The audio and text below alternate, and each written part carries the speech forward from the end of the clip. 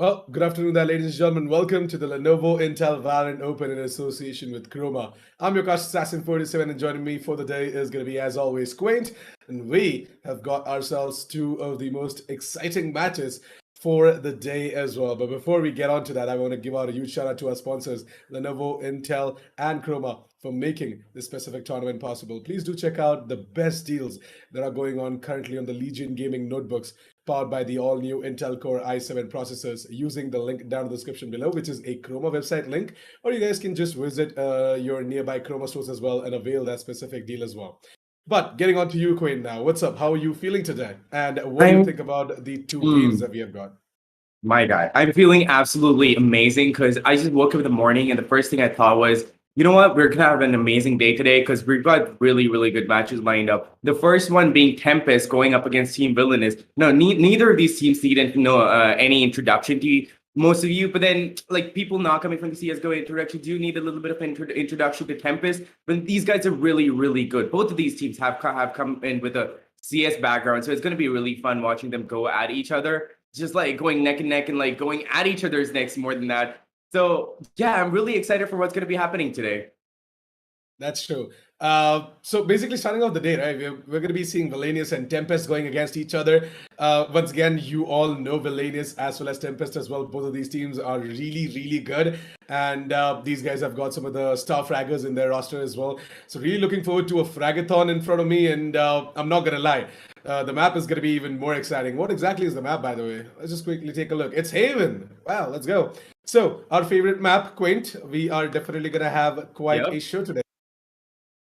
Yeah, exactly. Haven. Honestly, every time Haven comes on, I get really excited because of the endless possibilities that it can do with the map. And when you put in two per teams like Villainous and TempesT onto a map like Haven, you can see so many things that can be pulled up with the map. So many things that you'd never expected to see. So many angles to hold. So many strategies that can be pulled off that you never would have thought of. But these pro teams are like, you know what? I'll show you exactly how the map is supposed to be played, how you can hold these angles, how you can hold these corners, how you can use these utilities around these walls. So that is exactly what I'm expecting to see, and it's going to be a really fun match. And we're just going to head right into the game with yeah, like we're just gonna like go over the entire composition over here real quick with an Astral pick coming in from the side of TempesT. So they are gonna go in for the smokes and all those concussives over there. Hey, let's see how AZ plays out that Astra over there. But again, like I said, there's no match we're gonna see without a jet. I think we did see one yesterday without a jet though, but then most of them always have a jet. What do you think about the other composition then? Honestly, you know what? Let's get right into the match though, Assassin. Yeah, definitely. Let's just quickly take a look at the fish around and then we can talk about the compositions as well. For now, though, the spike is going to be planted over towards the B side, and that is going to be TempesT's AEZ. Or AZ, if you want to call him that. AZ. He's going to go ahead and get himself a frag as well. He's going to drop in a smoke over towards the B main so that, you know, Koki or someone else can just try and shoot the hard defuse as well. But look at that. The timed hot hand is going to move in as well, and I guess that is going to delay a lot of time for this specific defusal as well. AZ is sticking it, by the way. So himself the hard diffuser, and he's just going to stick it. But no, never mind. Not going to happen. Cruiser God is going to chime in with his shock darts, and this guy is just getting kills with nothing but the shock dart.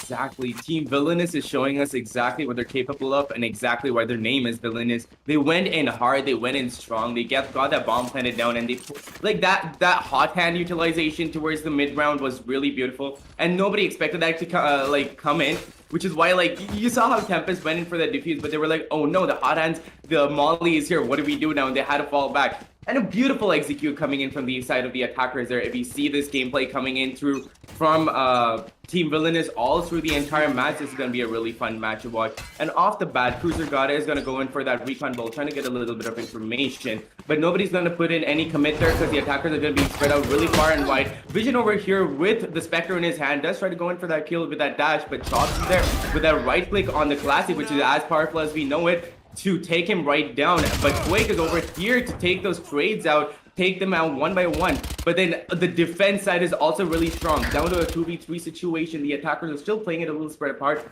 and they are going to go in for an A take now, just split across short and long. They have to get a little bit of information out of them, otherwise they're not going to be able to pull this off. Cubits is down to a little bit lower side, is on the lower side of the health, but yeah, again, that is not going to be to their advantage at any point because that double peek coming in from Darksod and Sova over there, or Kubrick's over there, that was beautiful and timed just right, and that is going to be the first round onto the board for TempesT. Looking really neck and neck right now. The first round was super fast because you can't really expect much in the first round, right? Like, Villainous went at it, planted the bomb down. They played really good post-plan positioning, and it was like super fun to watch.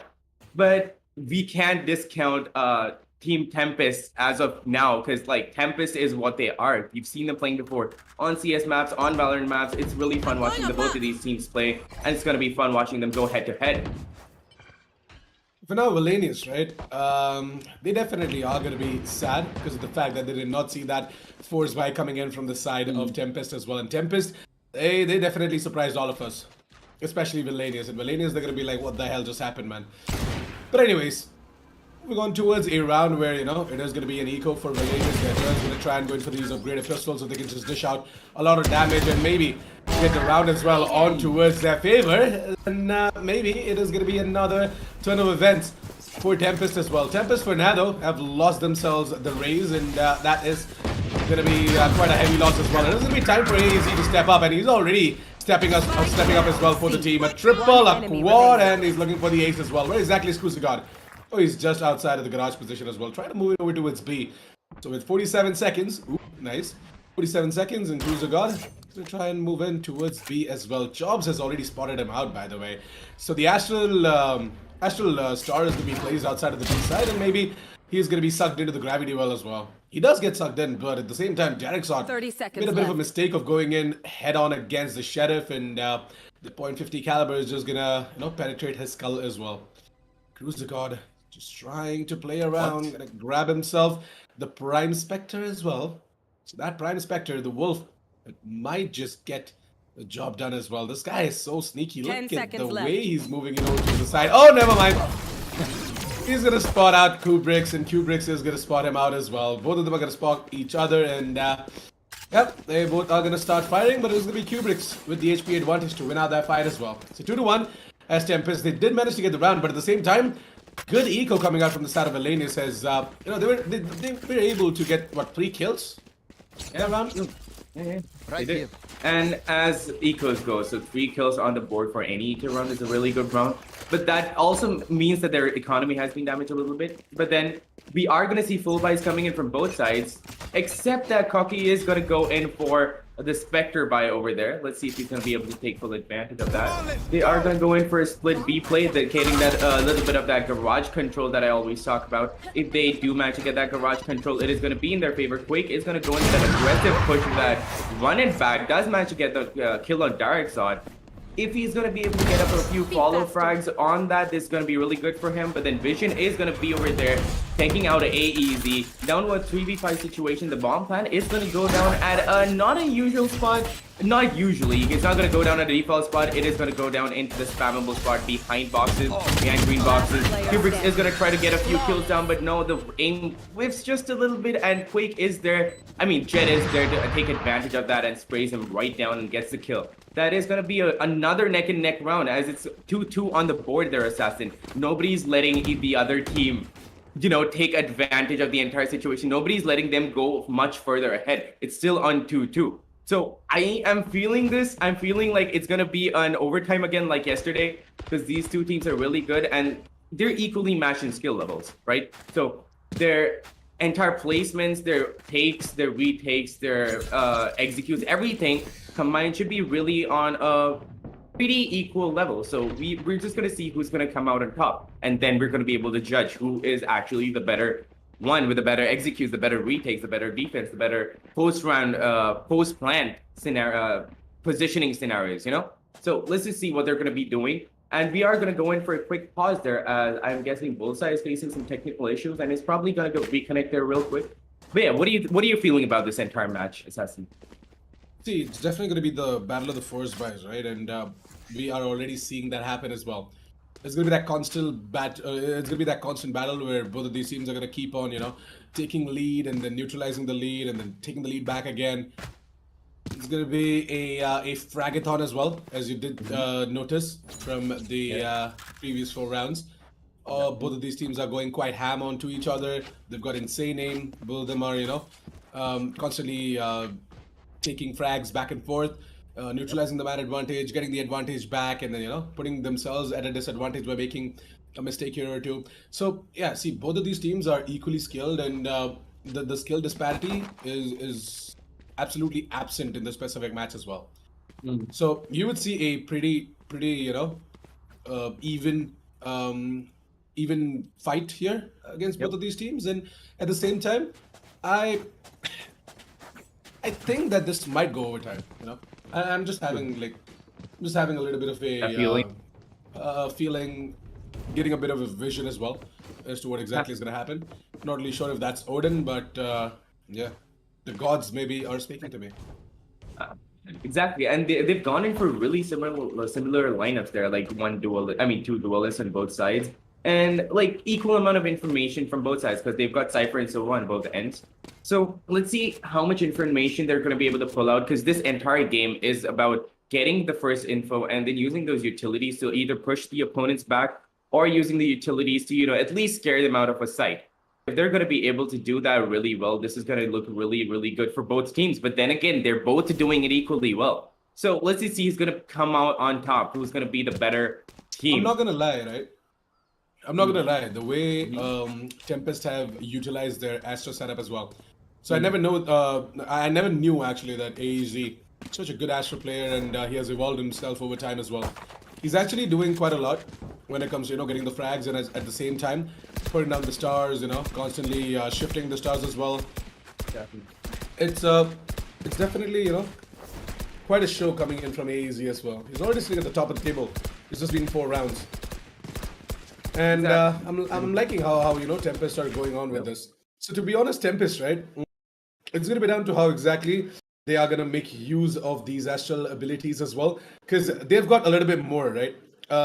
Villainous, they're running that default controller agent as well. That is gonna be the Omen. Whereas from the side of team TempesT, we have got Astra as well. So Astra brings in a lot of combo plays into the match. She brings in a lot of creative ways to get the round as well. The duelist can constantly be in coordination with Astra and pull off some kinky stuff as well here and there, where they can just get some cheeky kills, and they can go ahead and capitalize on top of the abilities that are being used as well by the Astra. So it's going to be down to how exactly TempesT are going to do that, and how exactly they're going to bamboozle the entirety of Villainous as well. If Villainous are not going to be careful enough, then it definitely is going to be trouble brewing up for them.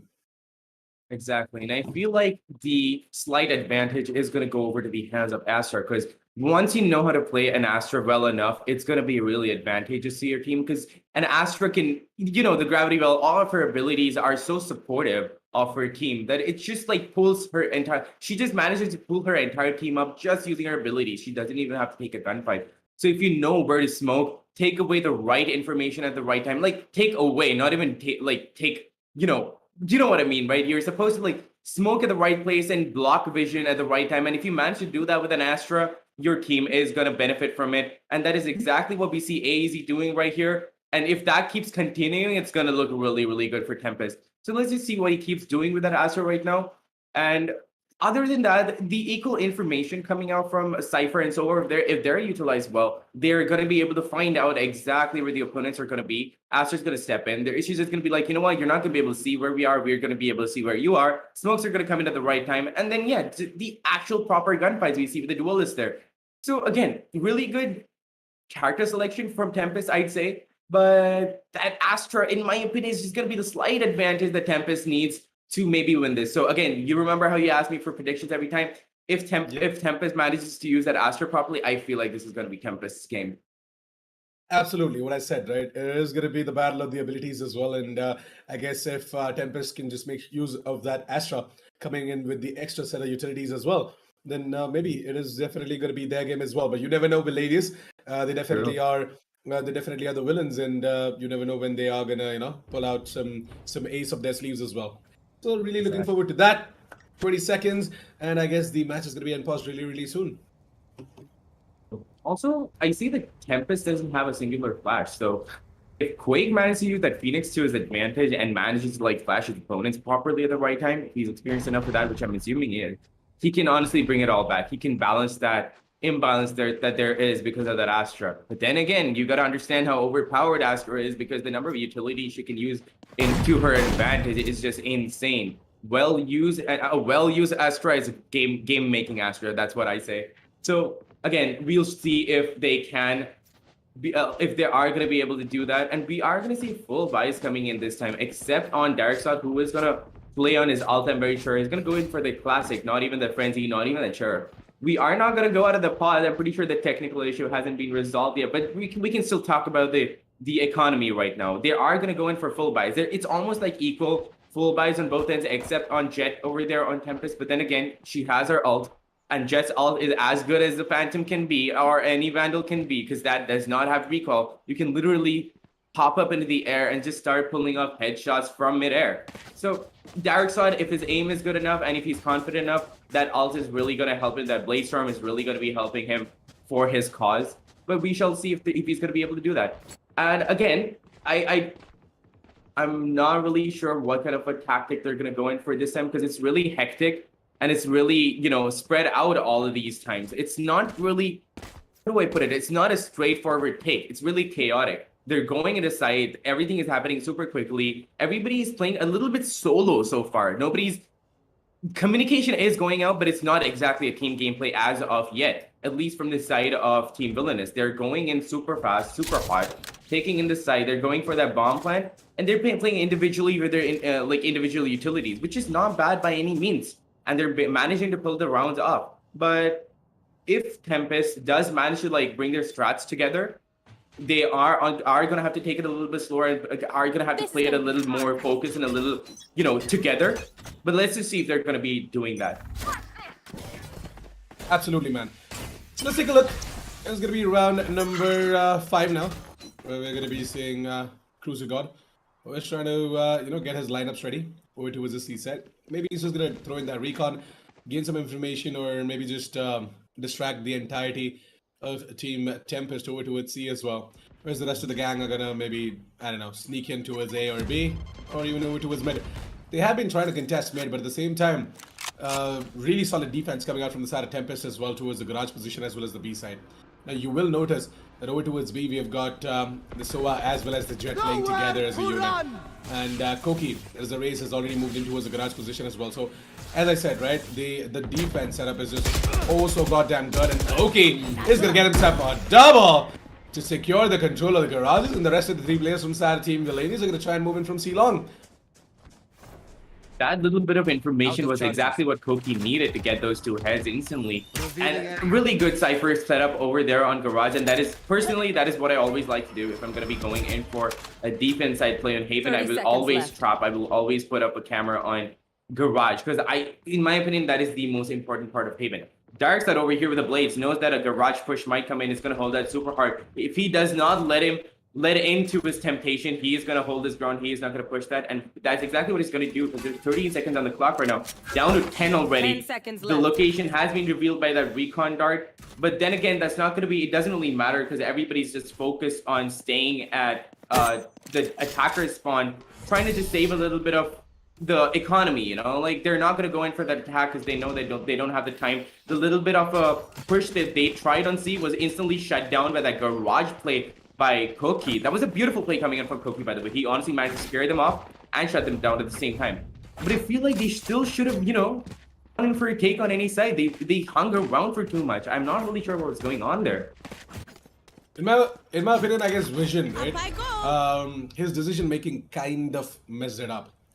So I'll tell you one thing. If he had an assault rifle instead of the operator, right, he would have been able to open up space for the team as well. It wouldn't have slowed him down for that execute towards C.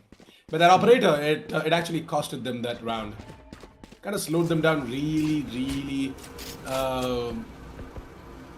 it really slowed them down really well. And that way TempesT were kind of lucky in order to get that specific round going on for themselves as well. More than lucky, I wouldn't actually call it lucky, but at the same time lucky in a way that, these guys made such a decision. Villainous, if they wouldn't have gone in for the operator, then maybe it would have been a tougher fight. But then Koki just made it look so easy, man. A double over to his garage, and then it was an easy take for the entirety of TempesT towards the C site as well. Chops right now, who's playing over towards A, is gonna listen that, hey, The plant is in. We have to go in for the retake as well. Why don't I wait for you guys to come in, so that we can go in together as a unit for the retake. Wise choice. And that he is still going to be holding his ground in spite of those multiple cases coming in, trying to get a little bit of information, but then he's just going to hold his ground. He's going to be like, you know what, I'm not going to be afraid of going down my ground. I'm going to wait for my teammates. And Darkside over there does try to go in for that kill, but gets instantly deleted. Instant frags coming in from the side of the attackers over there, down with a 2v2 situation. Still could be anyone's game. Trobes is going to fake that a little bit, and Dasher is going to come in. And those blades are just going to prove useful to Vision, and he's managed to land those right sticks on point. And kills him and just deletes him right off the board, you know. Vision, this is exactly the play we were looking for. This is exactly what he delivered. He knew he was going to be able to do this, and he dashed in his side with extreme confidence and took them down with extreme prejudice on top of that. Again, Vision, we know how good of a player he is. We were expecting exactly that. Again, you can see how neck and neck this entire game is. It's still 3-3 on the board. Nobody's letting up. Nobody's letting anybody take the upper hand. I guess Gorang is invested into his skin bundle. More than that, what I would love to see is Koki going ahead and getting that entry as well. Already found himself a frag, and Gorang, oh my god, is getting... Where's that dart? Yeah, the dart was over towards the tree. There's a smart dart coming in from the side of Team TempesT, actually. Man, they have done their homework, not gonna lie. Really? I mean, Gorang was confused for a second. They was like, where's that dart? Yeah. Gorang was actually looking for the dart as well. He was like, what the hell? Where is that? Where is that piece of dart? I want to take it down. But more than that, I guess it's going to be Villainous who want to take down TempesT right now. And, you know, go ahead and neutralize the man advantage. AZ is going to come right in as well. I guess Chops is in a bit of a trouble because he has to face off this specific trap wire and try and come in with a flank. But till then, Koki has to buy time for the team. And Gorang in a 1 vs 2 situation, well, he has a lot of angles to check, by the way. He has to watch over towards the garage position as well, and I guess he's not going to... Yeah, there you go. Now he knows where the last player is. So 1 towards the garage position, 1 towards the defense status spawn. Gorang, what are you going to do? You have to get at least 1 kill in order to make that teleport as well for the ultimate. And yeah, there you go. You almost had it, buddy, but never mind. Chops, he's just going to have a better positioning and a better angle, and he's going to take down Gorang as well. And with that, put up the 4th round on the board for TempesT. Honestly, unlucky. That's all I'm gonna say, because like he had the entire kill, but then the thing is like he just looked around at just the wrong time. Again, that happens. This is Valorant. Those utilities are really powerful. That smoke, honestly, most of the mistakes and most of the mishaps honestly happen in the smoke. Like you look around at just the wrong time, you're like, nobody's gonna be pushing that, right? I'm just gonna look around, and just when you look around, somebody's gonna be pushing that smoke. Just somebody's gonna be Stewie 2King that, and it's always gonna be to their downfall. Darkside is going to be holding an aggressive peek on a long with his operator there, trying to get in a 1 kill at least and maybe dash out, but no, nobody's pushing it. Nobody pushes it then, but they are going to be going aggressing towards A there. A lot of utility usage coming in, a lot of smokes to block Vision, and the Cruiser Goddess is going to be there on start trying to push in. Vision here deep into side already, managed to get Darkside down. The Jet getting the Jet down to a 4v5 situation. That ultimate coming in from Phoenix over there, running it back all the way into side, trying to get a little bit of information. Does manage to get a kill though. I mean, doesn't manage to get a kill, but does manage to get a little bit of information though. Everybody is on A side. Everybody has aggressed. Good after plant positioning. Vision over there on boxes under heaven, waiting for somebody to push from CT and attack from defender spawn. That recon dart does come in, trying to get a little bit of information, but it completely fails. Vision with a beautiful spray down, takes 2 down in 1 spray. AZ trying to get 1 head at least, does manage to get Vision down, but no, the entire team is there to capitalize on that death of Vision. They're just gonna be like, no, we're not gonna let our teammate die in vain, and instantly he takes AEZ out. Beautiful round coming in from the attackers there, and that is going to put the 4th round onto the board for the attackers as well. I'm loving how neck and neck this is. Every round that the defenders get, the attackers bring it back. Every round. And, as I said, back and forth affair. We're gonna go on till the 24th round as well, and you know, it's truly gonna be a spectacular view when we do go up to, you know, round 24 or even 23. If it does go till then, that is. And as far as my gut says, it definitely will. It should be going overtime as well. You never know. But for now though, right, round number 9 is gonna be a bit of an interesting affair, as TempesT don't really have the money to go in for the buy. So I really want to see how exactly they're gonna, you know, try and get the 5th round of the board. maybe it's just gonna be Villainous to go ahead and get that fifth, and then the next round Yeah, it's gonna exactly. be TempesT. Yeah, it's gonna be TempesT pulling out their full buy, tying things up at the scoreboard, and again. It's gonna be that back and forth affair where Villainous have to go in for an eco, and then again they're gonna come out with the buy, and then there's gonna be TempesT to go on an eco. But And for before now, you know it, it's gonna be overtime. exactly. For now, though, there is a bit of a problem. Is Koki has a disconnection from the server, so we are waiting for him to quickly make his way back into the server as well. And as soon as he does that, we're gonna be jumping straight into towards round number 9 as well. But for now, Villainous, what exactly is going to be their strategy moving in towards round number 9 as well? Where exactly are they going to make that hit? They absolutely can't go somewhere towards a short or even garage because, well, an eco round for TempesT. Could be shotguns, could be sheriffs, could be the frenzy as well. You never know. Could be the shotty, for God's sake. And yeah, Villainous, they would pretty much prefer to take long range fights as well. They are very smart about that. They know their goddamn calls, and I'm not even gonna lie. The way Villainous have been playing in most of their tournaments as well is pretty impressive. But at the same time, the only thing that they lack is consistency. Like they play for fun, and I understand that. They kind of have fun when they're playing as well. See, the competitiveness is still there, but at the same time, they have fun, and it truly shows in their decision making as well in game. Exactly. And about the strategy calling thing, I feel like they're gonna go for maybe an A stack and maybe then rotate and try to retake C. I mean, they don't have that positioning set up right now, although it's in okay, the pause timer is off. But I was honestly thinking that they were gonna go for an A stack because they don't really have the economy. Maybe rush down A, get a little bit of a frag over there, go all the way around to C, and maybe that's what they were gonna do. But I guess that's not what they're gonna do because the attackers are gonna be like clumped up towards mid, trying to take a little bit of that mid control. They do have their gun advantage, so that is not going to be that much of a problem for them. Vision over here, trying to get a little bit of a cheeky peek over there on Koki. Does manage to get it. The nade comes in at the wrong time, but Koki goes down at the hands of Vision. Vision and his teammates are going to aggress into sight. Vision getting another kill on Q-Bricks. Being super aggressive, trying to get a third, but that was his mistake. And Darkseid capitalized on that and takes him right down.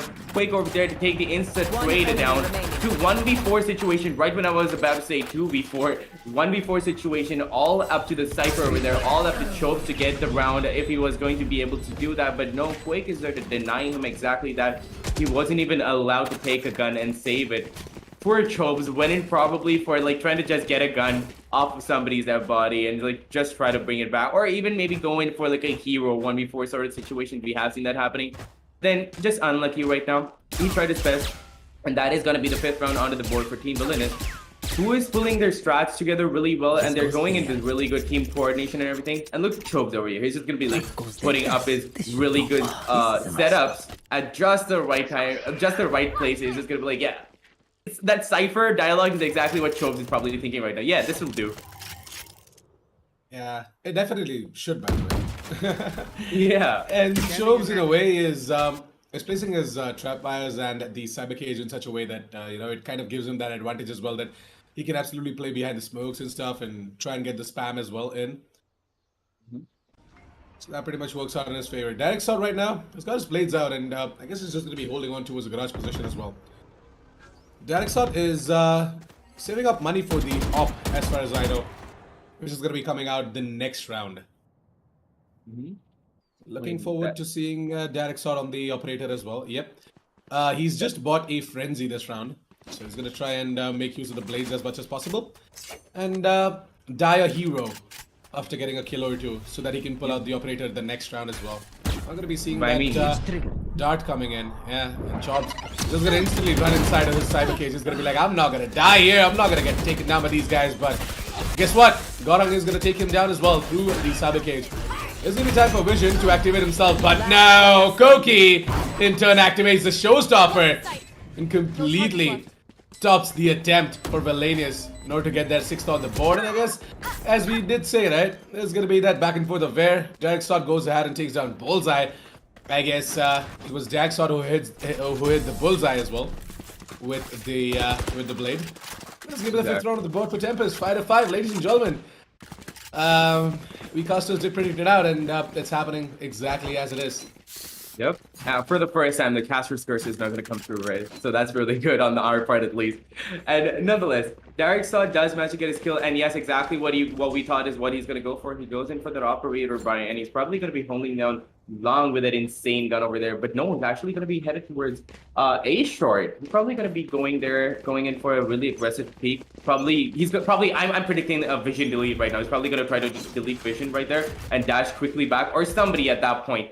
He knows that they're there because a lot of sound has been given out. The attackers are not going to commit to any side, and they're going to be holding in lobby just a little bit. Both over there, knowing that there's going to be somebody down short, trying to like wait for somebody to peek. That operator shot can be heard over there, but no shots connect because there is nothing on the kill feed. Garang over here takes down Koki, who was aggressing super hard down mid. This again might be the 6th round onto the board for the attackers, like we've been seeing so far. They are going to be holding that. The attackers are going to be holding that mid position down, not really aggressing, waiting for somebody to peek, waiting for a little bit of information, and then they're going to probably commit to a side once they know how many players are going to be stacked on how many sites. And the attackers are not going to push out mid. God gets a little bit of information and comes back down to A long, as Vision is going to be holding that, waiting for somebody to peek. Chobes, however, is holding that angle with that camera, getting any sort of information he can, but that beautiful smoke coming in at just the right time takes the camera and the Vision away from Chobes.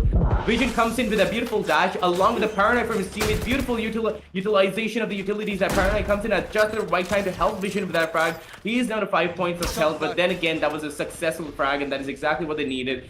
3v5. Like I said, this might be just the 6th round onto the board for the attackers here. Quake and his teammates are going to be holding good after plant positioning, and so are the defenders. They're not going to go in for the defuse. They're going to be holding after plant positioning, ironically, because they're just going to be looking for exit frags right now. They know that they're not going to be able to do much with that operator in the hands of Jet. He is going to be super scared to lose that much money, because once they start losing the money, it's going to be really hard on the entire team to bring it all back, and they can't pull up, show us that show that we've been seeing so far. But Vision over here gets that cheeky kill on AEZ, as AEZ was not expecting that peek coming in from Vision there. And super aggressive Vision goes in for another kill, but Darkseid over there is going to be there to shut him down. A little bit of an economy damage has come through from the sides of the defense, and that's probably exactly what they need to bring that 6th round onto the board and an equal half round onto their side. Now, their defense is really strong and really equal to the attackers, offense. Now, the thing is, if they're going to be slipping up on their attack, it's going to look really, really bad for TempesT, because they're going to start instantly slipping rounds and losing rounds. But their confidence hasn't slipped yet, because it's still neck and neck. Shadows traveling. That's completely true. It's a bit time for Villainous to try and head over towards the seaside, I guess. And yeah, Cruzagard is going to move out with that Hunter's Fury. Just find this frag on towards his nemesis. Nah, not going to happen. Sadly, be seeing the Shock Dart as well coming in, if I'm not wrong. This is a Shock Dart lineup from Cruzagard. Yeah, Kubrix is holding towards the C-long entrances as well. Vision has taken control over towards the garage position alongside his comrade. Whereas Gorang and Bullseye have got no idea that Chobs has once again pushed up so aggressive towards the A mains. The spike is going to be dropped over towards A main, and it's going to be time for Chobs to just fall back. He's like, hey guys, let's not lose anyone. Let's just try and fall back. We do have the spike done towards A mains, so all you have to do is come in with a flank. And that is exactly what Kubrix is gonna do. Oh, Vision! Good night, says Kubrix. His Derek Sot is gonna chime in as well with the operator. It's gonna be Derek Sot maybe to get the final frag on towards Cruzagard. But as Cruzagard is just swinging left, right, and center, getting headshots, it's gonna be finally Koki to shut him down. 6-6 as we did say, right? There's gonna be that neck-to-neck competition. And as we close out the first half, things are gonna get neutralized once again. We did see a neck-and-neck competition yesterday, but that was more like they started getting, I think, what was it? It was, I'm really sorry, I can't remember the teams that was from yesterday. I think it was Team Enigma? No, what was it? What were the teams that were Fangs versus... It was Fangs and... HM1, yes. HM1, yes. Like, we did see a really good aggression from Fangs from the get-go, and HM1 were not getting a lot of rounds at the beginning, but then they started making a comeback, and that is exactly what we saw. But over here, what we're seeing is a really neck-to-neck play. one round's going to this side and one round's going to the other, and it keeps going that way. The first round on the second half for TempesT over here on the attacker side, that Dark does come out getting a little bit of information, and the attackers are going to be spread out around C, trying to go for that C take, because a few players are going to be down C long, 3 players in fact, and a few players trying to aggress towards Garage, but Darkshot and Koki have taken a lot of damage, and they are not going to be going down that Garage path. Instead of that, they're going to go in for probably a B take. Gorong is going to be expecting that and is going to be expecting a few players to beat down mid.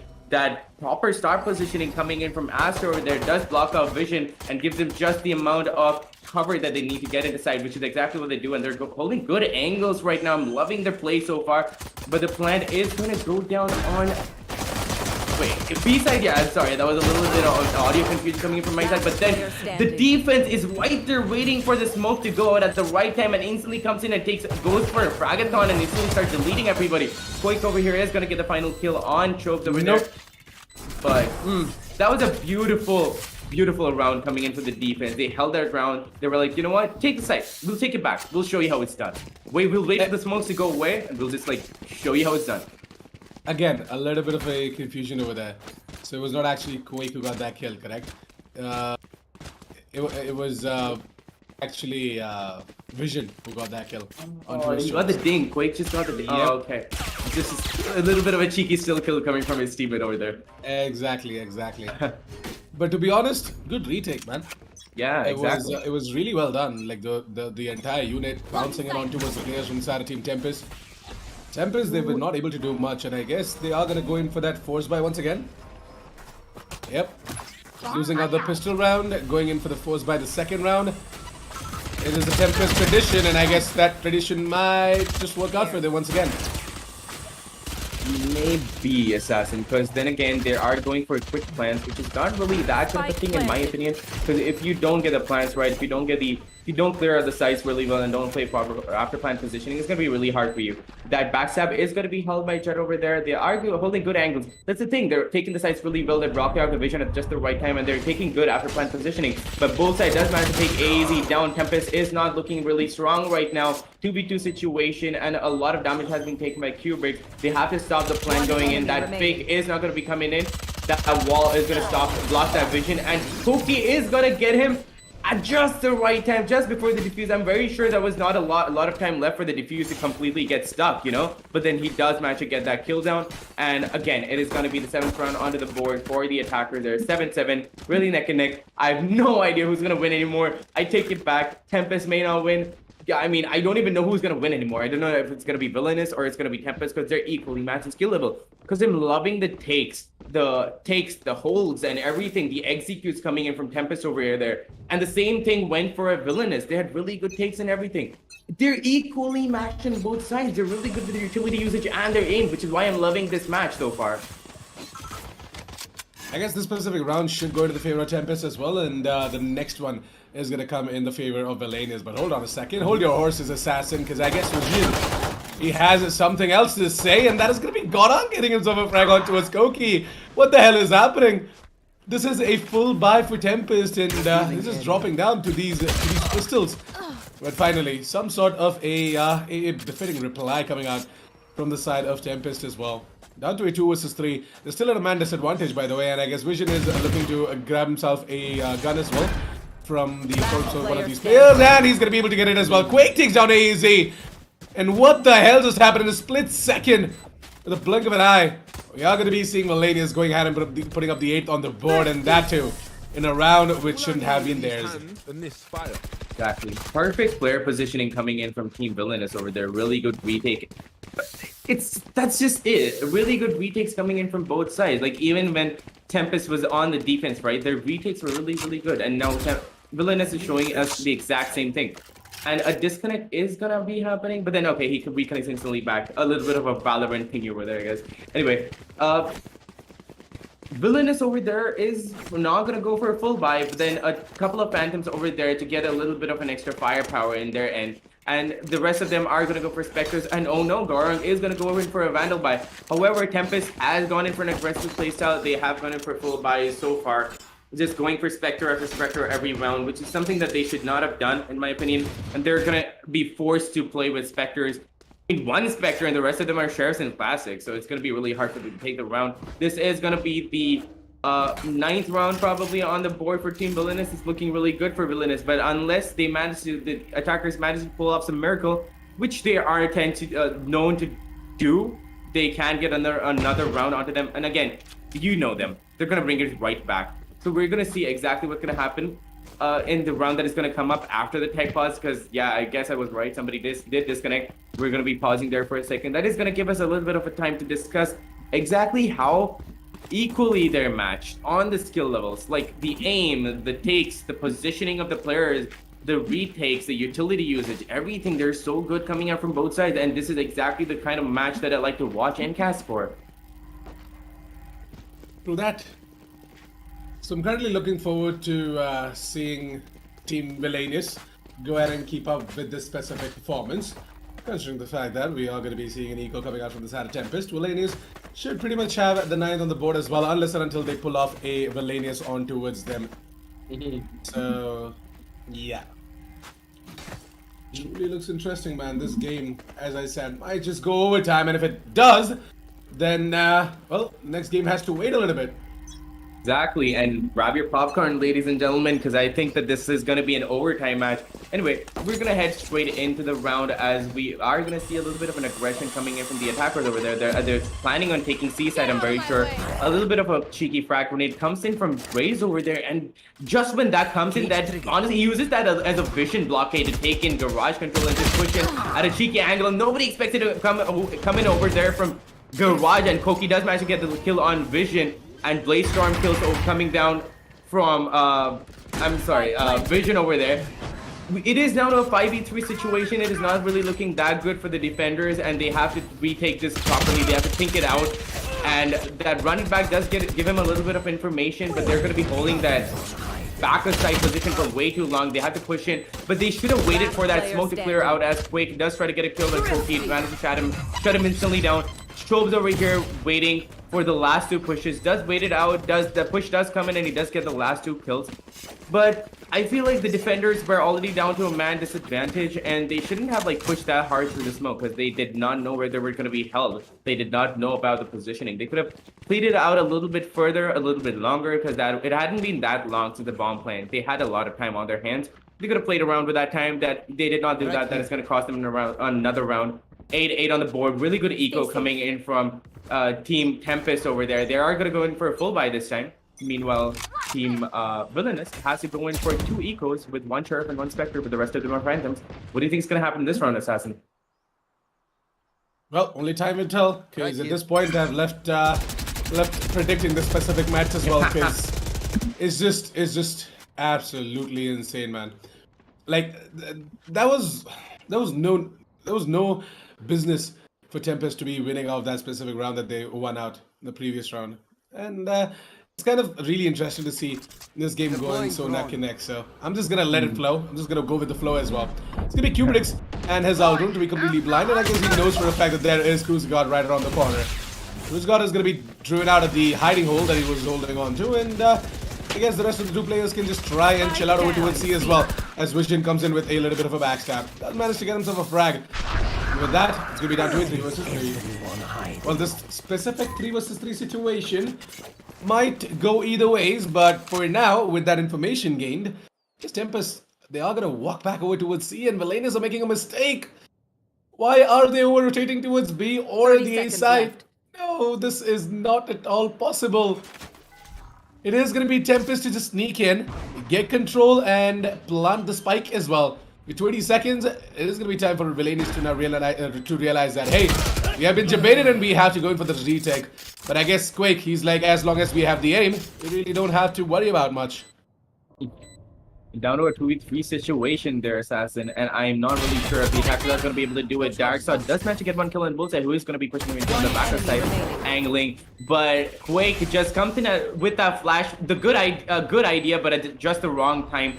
Does get taken out as the flash comes out. That utility idea was really good, but then he came in with that utility at just the wrong time. That defuse is stuck, and he almost manages to stick it, but Kubrick is going to be there to take him down just while he was about to finish the entire defuse. And every time that it happens, Assassin, be it in a professional game, in a tournament, or in unrated, it is always annoying. It is always super sad. When you've got like a few split seconds left on the defuse timer and you're just like, oh, just so close. We could have gotten that round. And that is exactly what Omen was hoping for. Exactly what Gorong was hoping for. But that opportunity got snatched right away from him. But they've got to bring it back. They've got to bring it all the way back because it's still 9-8. It's still equal on the board so far. From what I can see, it is by no means apart. This is going to be another win for Team Villainous over here, I feel, because we've seen the trend going on. We've seen that it's going to be one round on this end, one round on that end, and that's probably what's going to happen again. Because they are going to go in for an aggressive take on C side, and that ultimate is going to come out from the side of Astra, blocking out all the vision that can possibly come in from the side of the back side there, but I have no idea why Darkseid went in for that wall bang attempt because he knows that the bullets are not going to be able to go through. But instant frags coming to the defense side there. This exactly might be what I predicted, and this might be another round on the defense. Not a lot of control has been gotten by TempesT, and yes, exactly while I'm saying that, Burn comes in with that beautiful backstab and gets Kubrick's, but 3 kills going out instantly from the side of the attackers down to a 1v2 situation with Gorong holding long and having little to zero information on where exactly they're placed on site. The bomb plant does go down, but he has no idea where to spam that smoke. And as long as that smoke's there, it's going to be a really risky play to push through that smoke, but that is exactly what he's going to be doing because he doesn't really have that much of an option. Gorong is going to be in, but that cheeky angly held by AZ over there is not going to give him enough information, but a beautiful crossfire held by both of them. So Darkseid is going to get the first information and he's going to take Gorong down. Another beautiful round coming in from the attackers there. Like I said, if the TempesT, utility users and their strats start pulling together, I think there's going to be the ones winning this. So my prediction just may come true so far because like we're having a good day with the prediction so far, Assassin. So if that does happen, this might be TempesT's game. And a timeout is going to come in. What do you feel about this? Like they have like a 2 round, the 2 rounds apart. They're 2 rounds apart for the first time in the entire match. 10-8 on the board with 10 on the side of TempesT.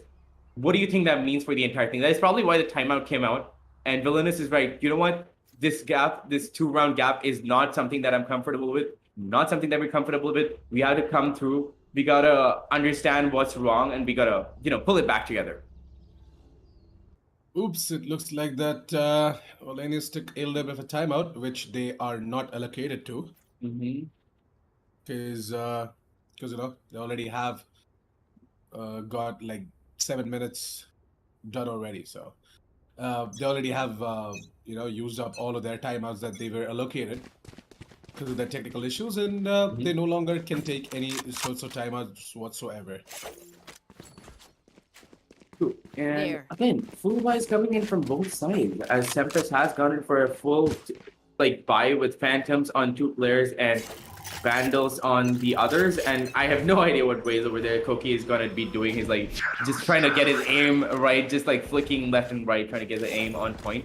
They are gonna go in for a little bit of a mid control as that smoke does go in to stop a push coming in from Garage over there, which is a really crucial spot. AZ over here is gonna put his stars down, just gonna take that back to put in a little bit of a cover as that diffuse, honestly, that dismiss, whatever you call it. What is that? Like when you take the star back, it gives it a little bit of a cover as the smoke does go out for a little bit. That's exactly what he's going to be doing. No proper take is going to come in as that paranoid from Gorong is going to come in at the right time and is going to blind Raze.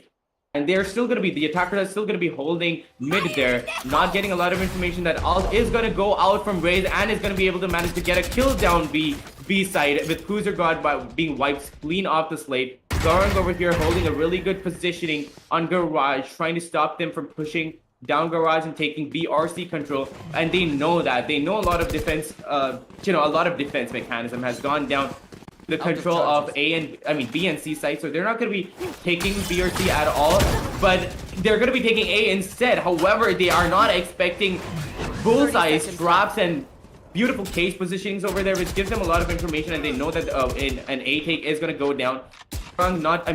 Bullseye not having much of an option is just going to be holding down that heaven positioning, waiting for that smoke to clear out, and the smoke does clear out, but Darkseid is going to be waiting for that smoke to clear out, does get vision down.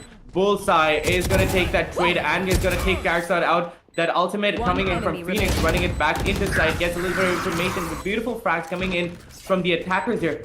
beautiful rotate assassin. They got all the information they needed. They wanted from mid. They knew that they were going to be positioned down mid. They knew how many players there were going to be there down B and C. So they were like, you know what? Let's leave B and C. Let's leave it to them. We're going to go A. We're going to ignore all Cypher's traps, break all of their trap wires, going for that plan, and play really good after plan positioning like they're always doing. That is going to be the 11th round onto the board for TempesT. Like I said, their strategies are pulling through. And Villainous has to pull it back together. Villainous has to understand where they're going wrong, where the rotates have to come through. They're not quick enough with their rotates, and that is exactly what is their fault. Wait, going in for an aggressive push there. That is not something that he should have been doing because he is down to 42 hit points. He can heal himself, but this is really aggressive assassin. He is gonna go down all the way through mid, trying to go in for the backstab because he's getting desperate because that is 11th round onto the board for Team TempesT. He cannot afford to lose another. Vision is over there with five hit points on him. If he takes one more bullet, he's down. He's risking it all, and he does manage to connect those bullets onto AZ through that smoke. Downward 2v5 situation, looking really good for the defense side here. That little bit of aggression from the defense honestly helped them out. Like, really helped them out. Quake holding a really good angling over here down mid, just underneath the stairs on Nest, but doesn't manage to connect those land those shots as he peeks at just the wrong time and gets taken out by Jet over there. 1v4 situation. Chubbs is not going to be able to pull this round off. Not by any means. We've seen 1v4s happening, but that positioning has already gone down. The first kill does come in from Chobes onto Cruiser God, but Garang is right there down mid, helping his teammate out, gets that instant trade out, and that is going to be the 9th round onto the board for Team Villainous. They did manage to get this round assassin, but they have to get the rounds. They've got to keep the rounds coming, or they're going to lose it out to TempesT. That's true. So they need to keep the momentum rolling on in their favor as well, and I guess Villainous the problem doing that. As TempesT, they are once again in eco, if I'm not wrong. No, never mind. It's just the Jet playing on the blades, and the rest of the team are going to be going in for the assault rifles. Get out of my way! So this is going to be a good round, as you know, the ultimate is going to be popped off as well, and the Jet can actually open up space, get some stuff done as well. In terms of the fragging department, we are going to be seeing Koki dropping in that piece of the paint shell, getting himself a frag maybe. Not happening. These players from the Team Villainous, they know the tendencies coming out from the side of TempesT, and the Aldron is going to move in outside of the garage position in order to get some information as well. Look at the radar, guys. Look at the radar. The entire TempesT, they are camping right outside the A lobbies as well. And as soon as they get some information on the A long being clear and the A side being clear as well, they can instantly move in as well. 55 seconds, and over towards the A side, it is down to Quake and Vision to hold on towards A and you know, just buy some time for the team to make the rotations over towards the A side as well. As soon as they're gonna hear Team TempesT making a hell of a noise over towards A as well, Team Villainous, they are gonna try and slowly come in with that rotation game as well. But look at this, the Sova did rotate over towards the A side, but he's making his way back. It's gonna be the Cypher and the Sova to put together as a unit. Cruiser God is gonna be aware of the fact that the trap has been destroyed. There's one more trap right in front of Dark, so sorry, not Dark, Jarek Slot. So all he has to do is just dash in through that and you know, just take the dart as well for his teammates who are trying to move it over towards the side. 10 seconds. The ult is going to be pulled out by Cruiser God, and that is a bit of a backstab coming in from Gorang. Gorang is going to be spotted out, and I guess it is going to be time for Kubrick to get that kill. Gorang does take down AZ, who was the spike planter. Is going to be down to a 3 versus 3. Kubrick is the only one over towards the Cubbies, and I guess Jobs is going to try and take down Quake. Does do some damage, and it's going to be Kubrick to finish it all off as well. I guess Kubrick, he just pulled out the ult a little bit too early, and that might just cost him the round as well. All he has to do is buy some time. So take down Bullseye, and he has to take the frag on towards Cruiser God, but no! Cruiser God peeks out wide at the same time, and it's going to be Team Villainous to be on to double digits as well. 11 to 10, ladies and gentlemen, as Villainous are going to be saved by their clutch meister, Mr. Cruiser God. Exactly. That was a really good take from Team TempesT over there, as they did go down. We all saw how they were all clustered around A lobby. We were really expecting an A push, but no, they did us a bamboozle. They did the audience a bamboozle even.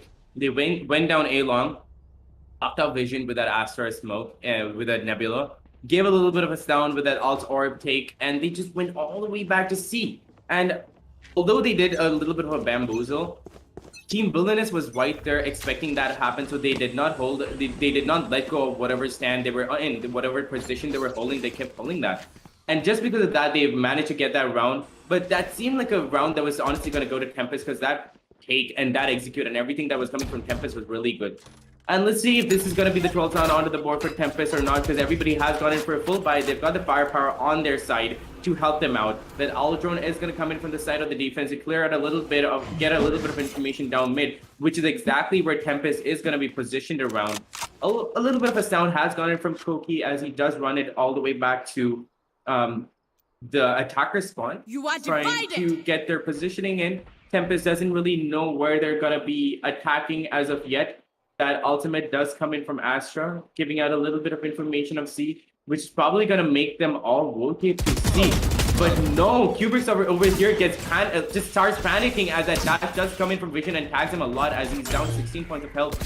TempesT is going to go in for an aggressive A take with that beautiful ultimate coming in from Astra there just to get, like, just to tell them that they're going to be going C, but no, they take A instead. Flash out. Koki does manage to get 2 kills as is expected from Koki. A is over there to help him out, takes Vision out, is along with him down to a 2v5 situation. Not really looking that good for Team Villainous over here because a lot of information had been given out at the wrong place, perfectly at the wrong place by Astra over there with that ultimate. They were like, you know what? These guys are going to be taking C because that ultimate has come out, and they instantly just went for an A take. Beautiful play coming in from Team TempesT over there, and that is going to be the 12th round onto the board for TempesT as Villainous knows that this round is not going to be theirs. They're not going to risk it anyway. Cruiser is already down to 18 points of health, and Gaurang is also not looking that snazzy either. They are going to go in for those saves because they're not looking that good with their economy either. Look at that, their economy, their creds are really, really low. So they're just going to go in for those saves so that they can help their teams out. They can help their teammates out going for those buys, which is what we're gonna be seeing from the side of Villainous as they can't afford to go in for another eco round because this is the match point assassin. Like I said, like I thought, TempesT might just be winning this out. Really close match though, but let's just see if Team Villainous is gonna be pulling off another miracle like they've always been managing to do. If TempesT can just go ahead and get some frags right off the bat in this specific round, then the momentum can start rolling on for them as well, right? They are on a match point. All they have to do is just close it all out right here, right now. If they're not going to be able to do that, then as I said, this match might just go into an overtime. Villainous, what I want them to do is play a little bit passive, but at the same time, know when you gotta aggress as well. Look at Vision. He's doing a good job. So he knows for a fact that the entirety of TempesT are not over towards the C side. He's gonna try and push in as well, but I guess he's a little bit too scared because he's not got a lot of information as well to back up on that specific statement. So with a minute left on the clock, TempesT are looking to open an avenue towards B. I'm gonna find out Quake. Quake is gonna be tagged down to what, 2 points of health or something like that. And Vision, he's already tried to take that specific fight as well. And that Prime Spectre, it isn't gonna help him out much. But I guess TempesT is gonna help them out very, very much if they're just gonna straight away walk in towards the CSAT as well. But everything else is gonna be deployed, and I guess Vision is gonna go ahead and get that right click in as well. He does take down Derek's shot, but Kubrick's with the immediate trade. Goki pulls out the showstopper, and in a 4 vs 3 situation, the man advantage is with TempesT, ladies and gentlemen. What do you think is gonna happen? Do you think they're gonna be able to close it out here? Do you think they're gonna be able to get the 13th round on the board? Because Koki is making sure that they get this 13th round on the board in whatever way possible. And there you have it, 30-10, ladies and gentlemen. This team Villainous, they're gonna be disappointed with what they did in the second half, but a good game for sure. Exactly. And beautiful rounds coming in from Team Villainous over there too, because honestly, we had to give it to them. They had their strategies down. They were just a little too aggressive, like you said. They had to play the defense a little bit slower, and that is exactly what Team TempesT took advantage of. Their executes and their takes were so on point that I loved watching them play. They would just rush into sight, get all the information they needed, smoke off all the necessary angles just so that no vision was being given out to Team Villainous, and they just held down the sights really well. That is honestly the superior play as when it comes to Valorant, because you've got to take away as much vision as you can from your opponents just so you can get the upper hand. That is exactly what TempesT did, and that is exactly why TempesT won. I was expecting this. And towards the end, since it was neck and neck, I was not really sure, but then TempesT did pull through with their executes and their takes, and they delivered exactly on what I was expecting, and it was amazing to watch them play. But no shade on Team Villainous at all, because they're a really strong team, and they had their strats on point too. They were just a little too aggressive with the smokes there. They were pushing them and not respecting the smokes enough. What they should have done was wait for those astral smokes to like go out, wait for Astra's Nebulas to go out, and then push together as a team, and they would have honestly started winning rounds. That is the only mistake they committed. Otherwise, really strong gameplay coming in from both sides. Honestly, nothing else to say except the fact that Villainous was a little too aggressive with the smokes. They should have respected that. And that's honestly the only come out stronger as well in future tournaments. For now, we are going to be jumping straight into towards the match highlights and see what exactly happened in this specific match. And then we can, close it out, going towards the break and come back with match number 2, which is going to be even more interesting. But yeah, taking a look at the match highlights, it pretty much sums up the entire story as quite a good job as they're getting rounds back and forth, and it was truly just down to the aim fights, in my opinion. Like utility usage, yes, was definitely there from both the sides equally. But more than that, I think that they just brought it down to raw aim duels most of the times. True. And speaking about aim duels, they're both really good teams with really good aim on both ends. Now, the thing is, I saw Koki being a little jittery there. He became really nervous towards the end, but then he managed to pull it all through together.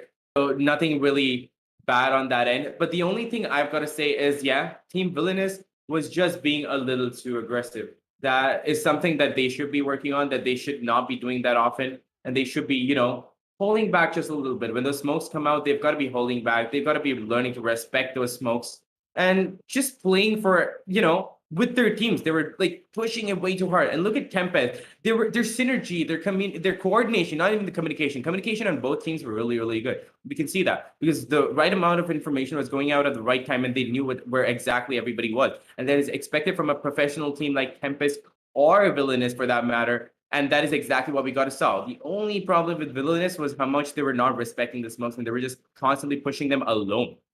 Honestly, if they work on that, Villainous would have, if they did honestly capitalize on that, if they understood that, this would have been their match. But no, TempesT with a better utilization of abilities. And then again, like I said, Astra, if you use Astra properly, Astra is always going to make you win the round. I genuinely believe that Astra is a really overpowered character. And I don't know if you believe me on that or not, but then to me, Astra is probably one of the strongest players in the entire game.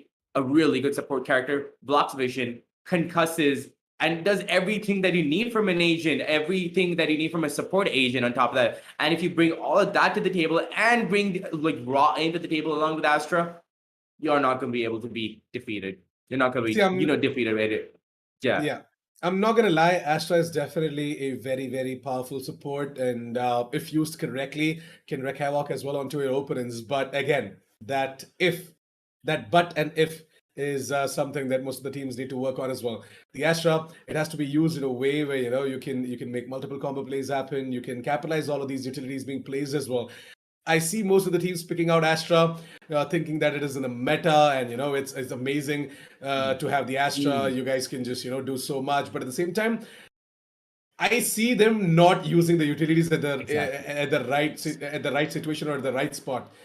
Like, you place a gravity well, but there's absolutely no one to capitalize on top of that gravity well. You place a concussion, but there's no one dashing into the site and making sure that the concussed player is going to get taken down. So that is something that, most of the teams and the players have to sort of adapt and evolve as well. Usage of utility is very, very important. And usage of utility in the right way is most important.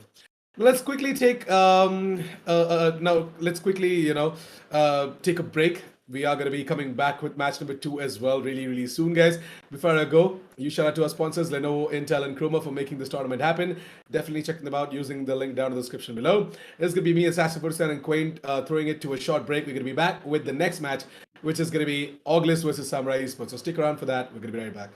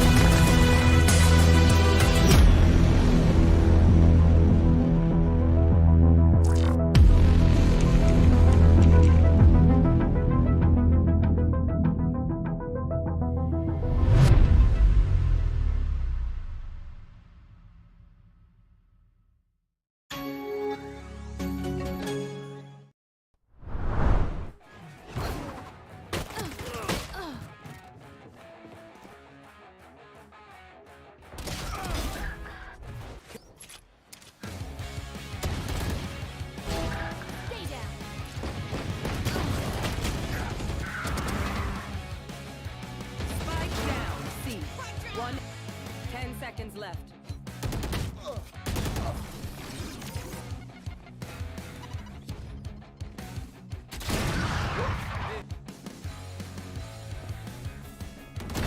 Be faster. Fight out.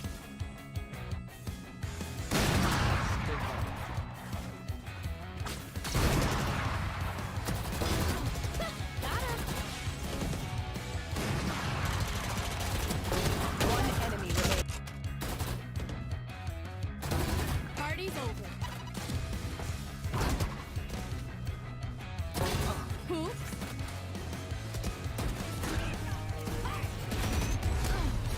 Last player.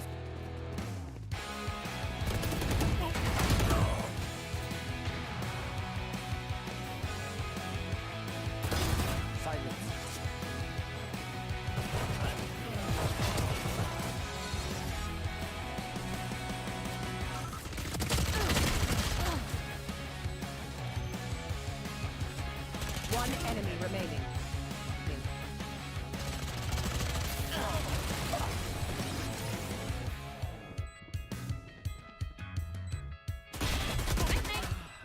No charges left. One enemy remaining. One down. Right there.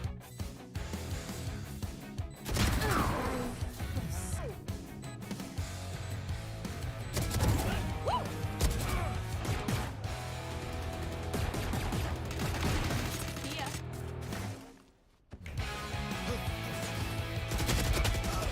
One enemy.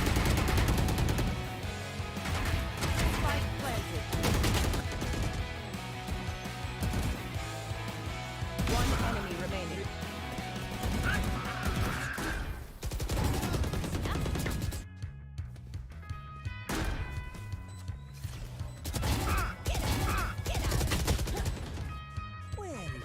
One enemy remaining.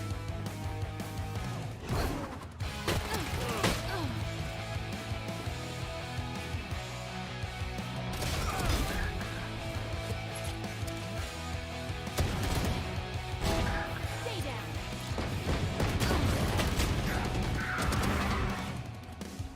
Spike down. C. 10 seconds left.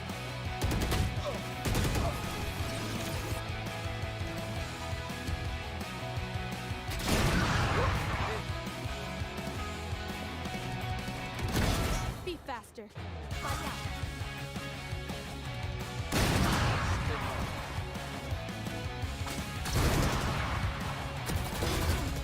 Got him.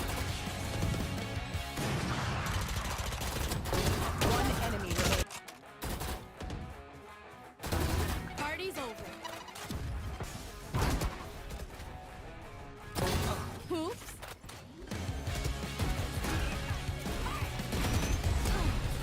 Last players.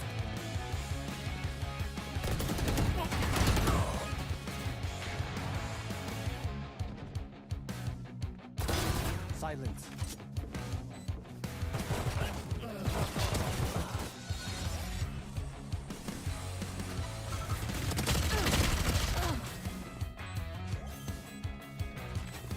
One enemy remaining.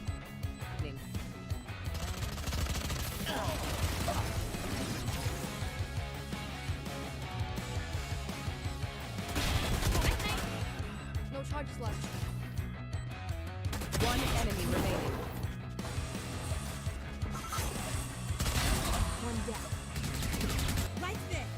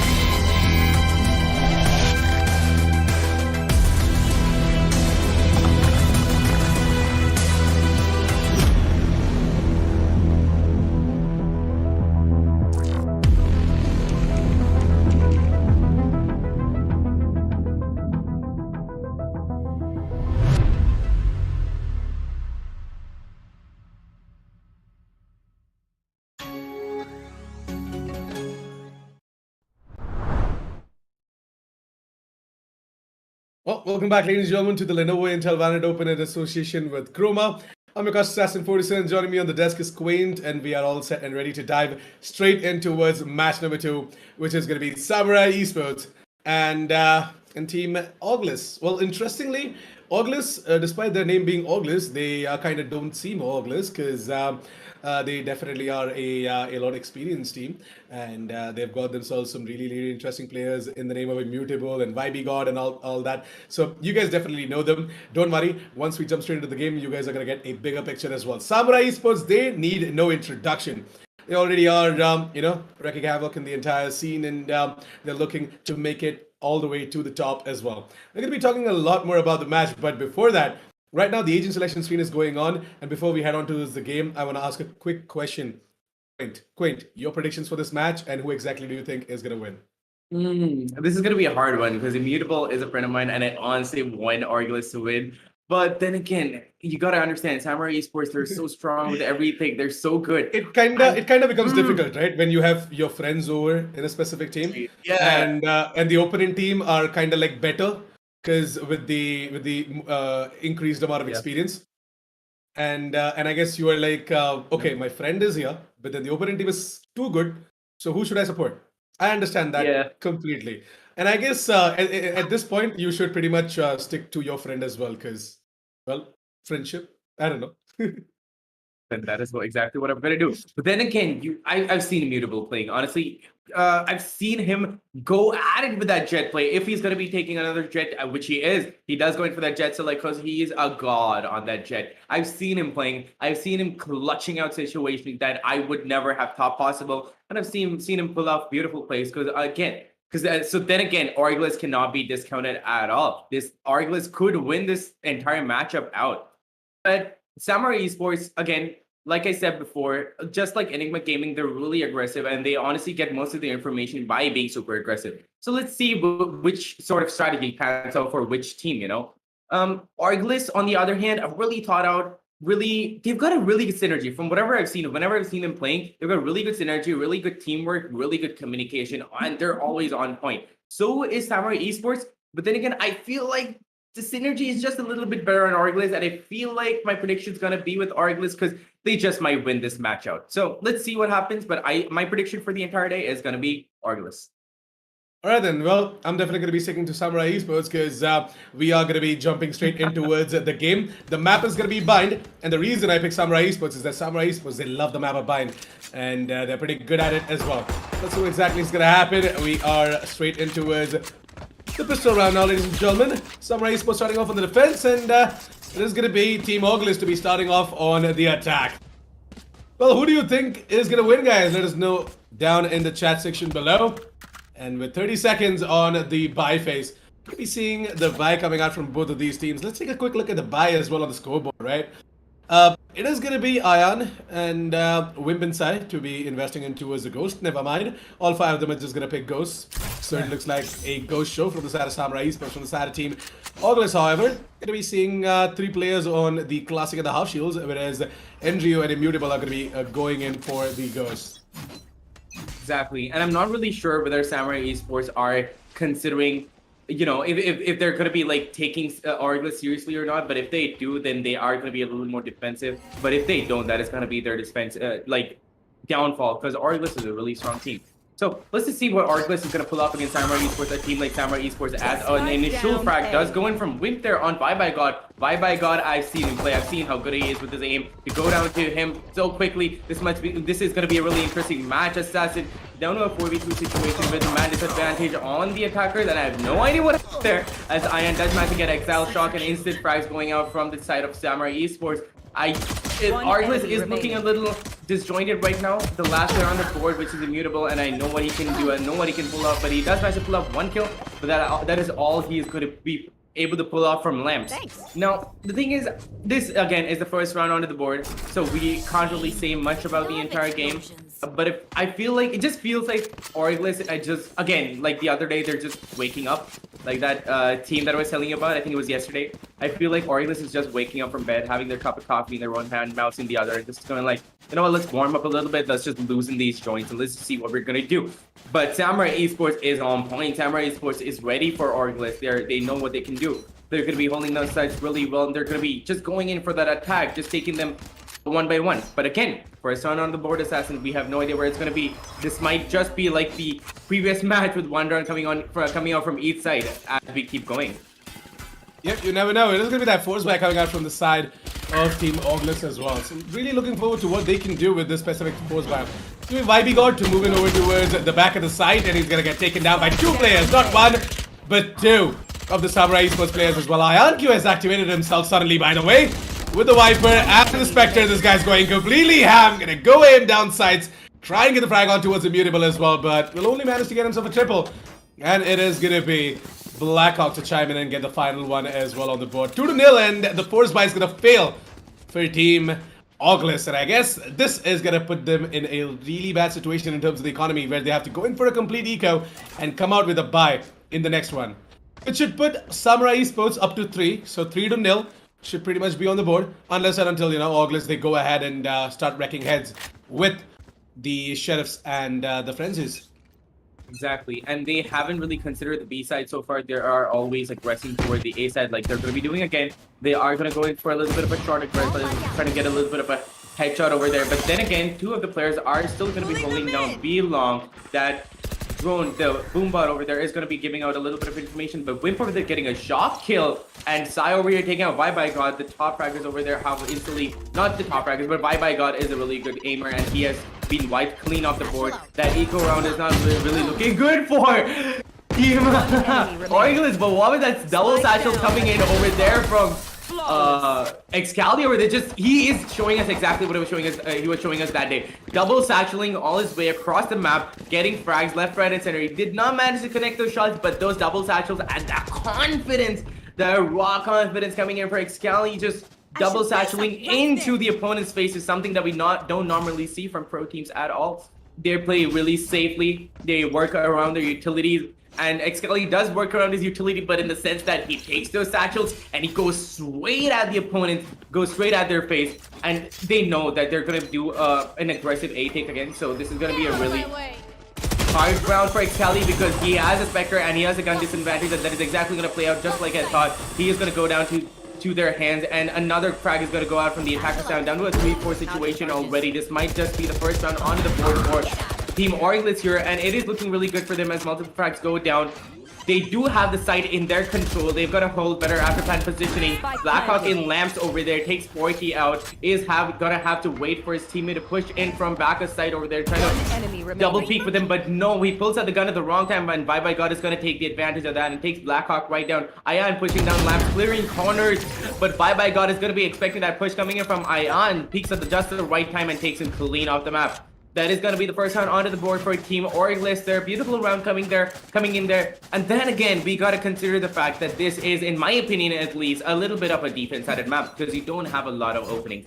The openings on both A and B are really, really small. And if at all, I'd say that you have more of an advantage pushing in from B hookah and B long than showers in A. But then again, you could always go in for that bamboozle, give away a little bit of information at B and instantly go for that rotate. That is what you have the teleporters there for. I love those teleporters plays coming through. Let's see if that's going to be happening in this match. And yeah, take it away, Assassin. It looks like Excali is going to be holding that up close to first angle, and oh my god, Excali! I thought that he almost was about to lose his life, but there is Sai to help him out as well. This deadly duo, man. Both of them are just so goddamn good and proficient with the assault rifles, and both of them are gonna get themselves a frag each, and I guess Sai is gonna get himself a double as well. There's gonna be Ion to come in with a little bit of a flank, and the ult that was popped up from Ion over towards the A side, right? That is gonna be going down. The smoke integrity is gonna be going down, and I guess the Pit Viper has already got done and dusted towards the A side. Excali is looking to get the kill on towards the final player, but little does he know that Immutable is holding the angle with the operator towards the B long position. Immutable, if he is gonna go in for that bite peek, if he's gonna scope in, he might just get himself the frag on towards Wimp, but I guess Wimp is just a lot better, and Excali's gonna pick up that Ion operator as well. Oh no, what did you do, Immutable? You should have just thrown that operator out of the map. True. You did not do that, and now it's in the hands of Excali. Now wait for what is about to happen to the entirety of ORGLESS. Assassin, this is gonna be havoc, as Excali does have that operator in his hand, and I just want to see what angle he's gonna be peeking, because whichever angle is gonna be peeking, the attacker should be afraid, because it's Excali. We're talking about the man, the myth, the legend. He is gonna be heading on towards A side, probably gonna go in for that short peek, which is a pretty decent angle. He's not gonna be holding long, not gonna be playing on that long range advantage, because he is seeing them aggressing towards A a lot, which is correct, which is something that the attackers have to be working on. And that is exactly what they're going to be doing, as Cypher is going to be left there at spawn with a little bit of a disconnection problem. So we are going to go into a little bit of a pause over here. The attackers seem to be crowding in around the B side, which is a good refresher, a good thing for a change, because they've been going towards the A side for far too long. That has already cost them multiple rounds. They've given 4 rounds away altogether. And then again, it is the attacker side, which is super hard on bind because of the narrow openings, the narrow entries. And if you use the utilities properly, from the defense side, I mean, if the smokes come in at just the right time, this is a very, very hard map to play Assassin, because we do have a blind, which is Rain on the side of defense, and information coming in from Sova, and Astra, the best of all, and Astra on the side of Team Samurai Esports, which is going to be playing in for those smokes, those concusses, those blocks, that good sentinel play coming in from Blackhawks, which is why I think that this might be a match for Samurai Esports, because this might be a little out there for me to say, but I think that you place Astra to well enough, you support your team well enough, that team is gonna win. Now, what I love seeing is Astra versus Astra gameplay, smoke versus smoke. But we are not gonna be seeing that today, because ORGLESS is gonna go in for their usual lineup with Raze on Bye Bye God. I've seen Bye Bye God playing Raze. I've seen Excali playing Raze. They're both very, very good with that Raze play, but then I am not really sure why Bye Bye God is not going in for those aggressive playstyles that I've seen him do before. Maybe he's just getting warmed up. Maybe he's just starting the round off, but Excali is looking sharp there. He's looking on point. He's just got 1 death on his side over there. He's hungry for kills, I'm very sure, and he's going to be holding on to that operator. He's going to be looking for a few heads, Assassin, and these heads will roll, if so to speak. And again, we're still going to be in the pause. The economy, by the way... Huh? It's actually YB, not YB. Really? Yep, it's YB. YB God? Okay, my bad over there. But nonetheless, YB God is a god. Honestly, I've seen him play. Now, yeah, YB is a really good player, by the way. Like, I have seen him since the start of Valorant in the country, and he actually has played in the custom beta as well, I guess, alongside me in the closed beta. I have seen YB God play. He was a sentinel before, if I'm not wrong. I just picked up the roles of the duelist. But whatever he has picked up, he's really good with it, because he's amazing with that Raze. That he is, by the way. The way he uses up his abilities and opens up space for the team is quite interesting. We are going to be seeing Wimp. Going to try and get some information over towards the B long position. Minute and 15 seconds, and all of these shadows is going to be eyeing towards the long position as well. Endrio, he's going to sleep. I'll try to take that jiggle peek in as Wimp is going to go ahead and take him down as well. A minute left, and I guess Excali with his operator is all set and ready to dish out some damage. We are going to be seeing that paint shot doing quite a lot of damage as well. Wimp, on the other hand, with the iron operator is all set, and I guess he knows where the last player is. It's going to be over towards the hooker position. Wimp gets himself a quad, and that is going to be the 5th round of the board for Samurai Esports. Well, Samurai Esports, as I said, shouldn't be a problem for them to get the 5th on the board, because it is nothing but an eco for Team ORGLESS. ORGLESS now are going to pull out the bigger guns, and I don't think so they're going to pull out an operator. That's for sure. Exactly. Definitely are not going to pull out an operator, because an operator is going to do nothing but slow them down. And at this point, with Samurai Esports playing a lot aggressive, the entirety of ORGLESS momentum is something that they need, and they can't afford to slow down. Exactly, and I know how good Immutable is with that operator, but then he has to stay away from it. Because again, it's going to slow him down. It's a really small map, not a lot of long range fights he can take, so he has to go easy on that operator. YB God does go in for that. Alt tries to get a little bit of a damage or maybe a kill over there, but instead takes a lot of damage, and it is going to be dropped down to 35 points of health. Exile shot with that beautiful kill on Excali. The top fragger does go down. The star of the show does go down from the side of Team Samurai Esports. Now, It is down to a 4v4 situation, could be either side. Now, a lot of spread is being seen from the side of the attackers here. Nobody is going for an aggress anytime soon. That Showers position, just out of Showers, that lobby position is going to be held by Raze over there, if I'm not wrong. And that is a really cheeky angle to hold, because if somebody pushes that, that is going to be costing them their lives. Wimp is going to One take enemy Envy out, remaining. and Sporky Spike right after down, that. B. But that honestly was a little bit of a whiff from Sporky, because that should have been the kill coming in from Sporky and not from Wimp. But then that kill does come through, and a few other kills come in. And the defense is looking really strong from the side of Samurai Esports, because even a full buy is not helping ORGLESS right now, and they have to get their stuff together. They are playing really split up. They know that Samurai Esports are a really aggressive team. They are understanding what the other teams did not. They are understanding that Samurai Esports is really aggressive, and they do tend to go out of their way to go in and get a few little initial frags. They play like Enigma Gaming a lot, you know, Samurai Esports. You know how I was telling you yesterday about like one of the players going in and just taking a little bit of information, a little bit of a kill and coming back, or maybe dying, but that is still giving them a lot of information. That is exactly how Samurai Esports plays, and ORGLESS knows exactly that. Which is why they're playing it a little slower on the attack side, which is good, but again, it is not lending them any rounds. And let us see if he's gonna be able to get at least another round right now, but that dash comes in at the wrong time. That does cost him his life, as Blackhawk does manage to take him down to a 1v5 situation. As I'm talking, Sai with that dismiss does manage to save his own hide. 60 points of health does. Sai does manage to like get the last kill on Sporky, and it is not really looking good for ORGLESS out there. Assassin, they have to get some sort of a strategy up together, but because Samurai Esports is just destroying them right now. I guess it is what it is. Really can't, you know, say much about it. Samurai Esports, they definitely are a far better team. And ORGLESS, I definitely expect a little bit more from them, not gonna lie. Yeah. Like, they have got some of the most talented players out there in the scene as well. And I'm expecting them to put up that exact same performance as well. But maybe, it's just that, it's just as you said, right? Maybe they just woke up or something like that. Maybe they are, you know, having a slow start. But eventually, when they move over towards their defense, things are gonna get better. Because this is, after all, a defender-sided map, and on the attack, if a team like Samurai Esports is starting off with the defense, and you, as a team or as a player, is on the attack, then it becomes really tough. Because Samurai Esports, their aim game, their trade potential, their utility usage, and their aggression is something to be appreciated for as well. Look at this, like Blackhawk, despite having to use so many utility, he doesn't even give a damn, you know. He's just gonna go head on, take that fight and win it out. Sai, on the other hand, is gonna listen to both of these players making a hell of a noise over towards the Marcus position, over towards the attacker side spawn. He's got no idea that Exile Shock is here as well, by the way. And Exile Shock might just get himself the frag on towards side by side. Oh, he did have that snap to the face, but Exile Shock was just a little bit too better.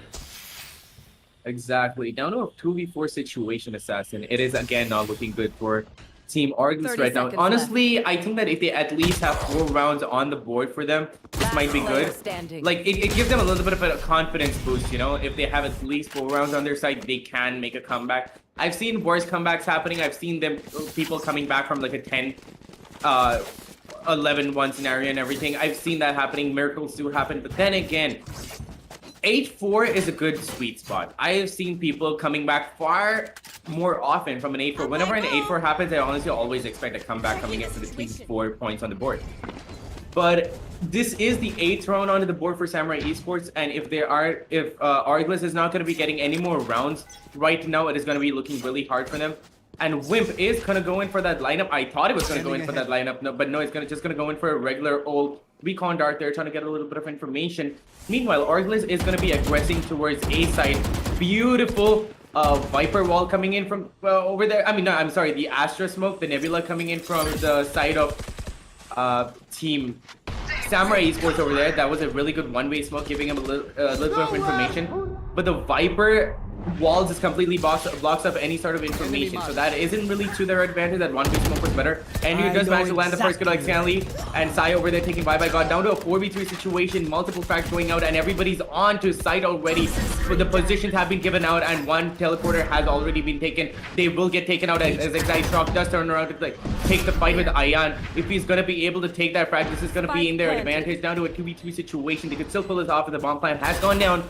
And that position is not going to be held by Exile Shock as was expected by Ion, because the teleporter came in at just the right time. They are going to push into site without any information, and Andrew is going to capitalize on exactly that. Going to take Sai and Ion down at just the right time. Now Exile Shock and Andrew are going to be able to take this round, I assume, because Wimp is going to be going towards Garden there, but he's not going to be clearing Garden now. Wimp being super confused, just looks around at just the wrong time, because I'm guessing Exile Shock or who was the other one? Sporky, I'm guessing. No, Andrew, who was on the board there, gave out a little bit of sound, a little bit of footstep, which is what confused Wimp at just the right time, which is what gave them the second round on the board, which is what gave Team ORGLESS the second round of the board. They've got to get 2 more rounds in to get that confidence boost up and going, because once they switch, they can start getting rounds back. But it is a huge grind if it's going to be like a 10-1 situation, 10-2 situation, or something like that. So they should get 2 more rounds out of the board just to be on the safer side. Bomb buddy out. More than that, right? I guess it is to do with the stars aligning for the entirety of Team ORGLESS as well. It all panned out in their favor, and I guess Samurai Esports moving into the retake. I guess Sai should have been a little bit too patient. He became a little impatient and he just jumped down from the hookup position as well. It's good that he got the information for the team, but at the same time, the rest of the players were not in a position where they could, like, you know, get that instant trade as well. That was a little bit of a mess up coming in as well. But it's completely fine. With a minute left out of the clock, I guess Immutable will find himself a frag as well. I guess Ion has to quickly reposition himself. 2 players are quickly approaching him from the Shah's position as well. 50 seconds, and he's going to get the frag maybe. Nah, not going to happen. Immutable is already towards the U-Haul's position, and Wimp with nothing but a shock dart is going to be able to take down Immutable as well. How low was Immutable? And that is going to be the spike, by the way. Oh, this round is already in favor of Samurai Esports now, as the spike is in control of Samurai Esports. There's no freaking way that Andrew 30 seconds is going to left. be able to just sneak in towards the U-Haul's position and grab it, because there's a beautiful crossfire coming in from Wimp and Ion. Both of them watching each other's backs. Nothing to worry about. Sporky is going to drop in at the recon dart. We're going to be seeing the counter recon coming in. Andrew does take down Ion.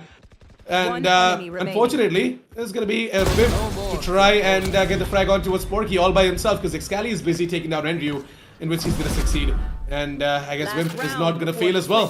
Samurai Esports, the Warriors, they're going to keep fighting and they're going to keep winning. Exactly, and we did honestly expect that, but I did expect a lot more, you know, effort coming in from ORGLESS. I mean, they are putting the effort. This is not like panning out for them, but I was like honestly expecting to see better plays and more rounds coming out from ORGLESS, which is just not what I'm seeing, and I'm a little bit disappointed. But I feel like they could always bring it back from the defense side. But talking about Samurai Esports, they're on point today. They're going at it with the kills and the frags and all the utility uses. That one-way smoke is still, that one-way star is still up there on the boxes, which could take away partial information from the side of Team ORGLESS, which is just gonna like block vision for them, but not for Team Samurai Esports. That cheeky little angle held by Ion over there, no information being given out. Nobody's gonna be checking the Lamb's position, and Immutable, when he does go to check it out, Ion is gonna be holding that at just the right time and takes him out instead. 4v5 situation, just a mad advantage they needed to get this round out onto their side. Blackhawk does get YB God just before he managed to land that ult. Sporky over here, expecting that backstab coming from side, does manage to take him down and brings it down to a 3v4 situation. Could be anyone's game right now, because they do have, although the defenders do have the man advantage, and another kill coming in from Excali as he expects that positioning on Lance over there. That push from Sporky was expected beautifully by Blackhawk, and he does manage to take him down. That is going to be the 10th round onto the board for Team Samurai Esports. A good half coming in from the side of Samurai Esports. This might be started like, yeah, getting picked back up by ORGLESS, but I'm not really seeing the confidence coming through from ORGLESS right now. I'm not seeing the plays that I've seen before. I'm not seeing the plays that YB God has done before or Immutable has done before. They might just be having an off day, or they might not have come in doing their homework. They might not have seen Samurai Esports and what they can do. And Samurai Esports is just going out really explosively and displaying what they can actually do with their utilities, with the information they get. And I'm not really talking a lot of their utilities, because it's really in the moment, and they're doing it so well and so on point, so precisely, and playing for the team so well. The communication is going out at just the right time. That Samurai Esports is just like a beautiful team to watch when they're playing. And more than that, they are just connecting all the dots as well. So they had the information moving into that specific retake as well. Sai did give out the information for Sporky, and everything was right in front of their table for Samurai Esports. All they had to do was just connect the dots, and they did. And that was the 10th round of the board for them. But for now, this pistol round is once again going in the favor of Samurai One Esports. enemy But remaining. Henry and Vibe got the boys. They are bringing it back. Henry might just be able to get the frag on towards Blackhawk as well. If he does connect that shot, he might have a chance at this. But I forgot the fact that there are 2 more players pushing right behind Blackhawk. So yeah, basically it's game over for NRU as well, or shall I say round over for NRU, as the game is still not over, but in a way it kind of Close is. to.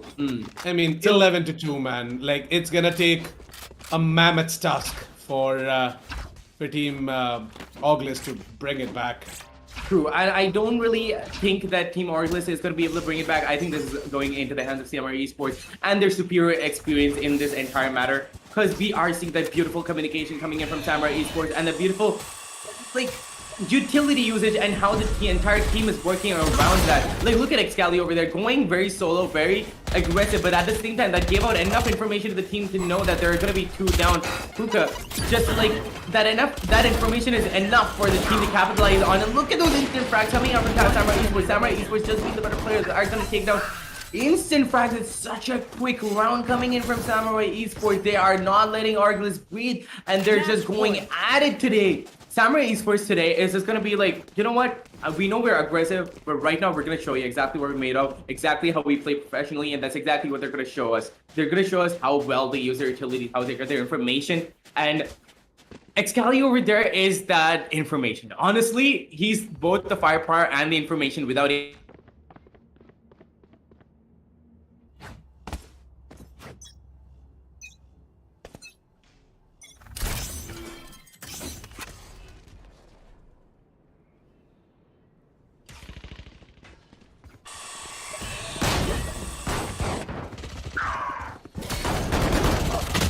Badly in need of a round. They will definitely go in for the 4s. They're gonna pull out the shotguns, they're gonna pull out the shorties, and you cannot afford to go in towards the hookup position alone.